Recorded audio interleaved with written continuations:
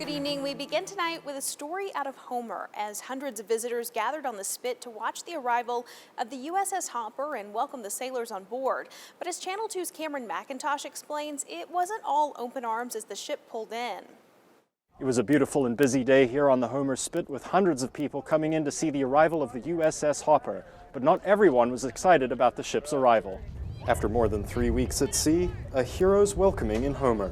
We're proud to welcome the USS Hopper, the Navy destroyer, and we were out here setting up flags this morning to show our appreciation for the Navy and for all they do for our country. 300 sailors on board will get a few days rest here before moving on to a joint naval exercise with the Army and Air Force in the Gulf of Alaska. She's in Homer for a regular port visit, get Homer acquainted with the Navy and the Navy acquainted with Homer, Alaska. So really excited to be here.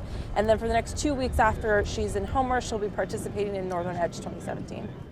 Hundreds of residents and visitors gathered at the Homer Spit Saturday afternoon to greet the ship as it made its way to the pier.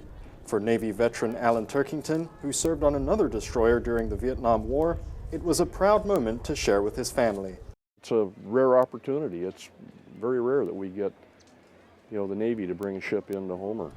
And what a beautiful place to do it. It's the most beautiful place on Earth, especially in the summer. Also among the crowds was a small group protesting the military's decision to hold the naval games in May, which they say will negatively impact migrating animals and commercial fishing.